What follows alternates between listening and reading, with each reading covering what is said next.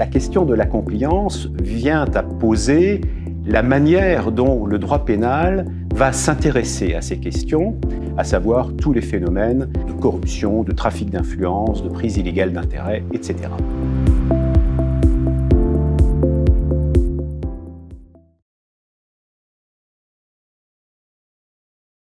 C'est un sujet majeur aujourd'hui pour le parquet, pour le ministère public,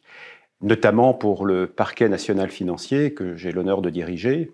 puisque le droit de la compliance nous est arrivé par la loi Sapin II, qui a créé la Convention judiciaire d'intérêt public et qui a créé également l'Agence française anticorruption. Et à travers la loi Sapin II et donc la Convention judiciaire et le travail de l'AFA, nous avons été véritablement instrumentés pour lutter contre un phénomène qui est majeur, qui porte atteinte au fonctionnement même de notre démocratie, à savoir tous les phénomènes portant atteinte à la probité, c'est-à-dire notamment les questions de corruption, de trafic d'influence, de prise illégale d'intérêt, etc.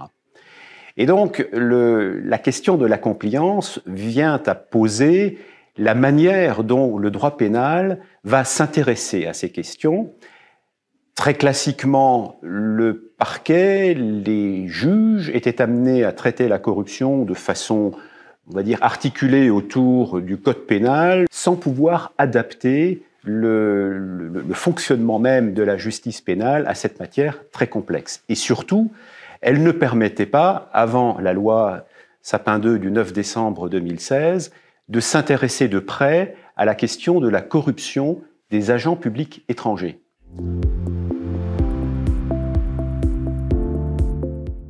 Aujourd'hui,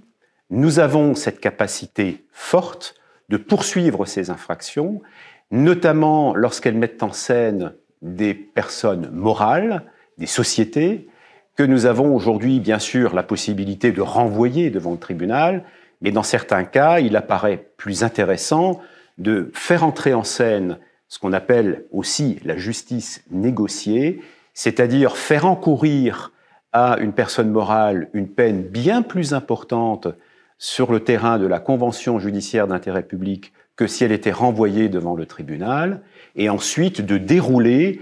une fois la sanction prononcée, un programme de compliance, autrement dit un programme de mise en conformité de cette entreprise au regard des dispositions très générales de lutte contre les expressions, quelles qu'elles soient, de la corruption. Avec les dispositions et les dispositifs de lutte anticorruption qui ont été renforcés par la loi du 9 décembre 2016, nous sommes aujourd'hui en mesure d'attaquer cette délinquance à armes égales avec celle des États-Unis. Aujourd'hui, contrairement à ce qui se passait encore il y a quelques années, les autorités américaines, le Department of Justice, le DOJ, comme on dit, a pour réflexe, vis-à-vis d'une société française qui apparaîtrait sur le terrain de la lutte contre la corruption, eh bien, le premier réflexe des Américains aujourd'hui, ce n'est plus d'engager des poursuites de façon autonome,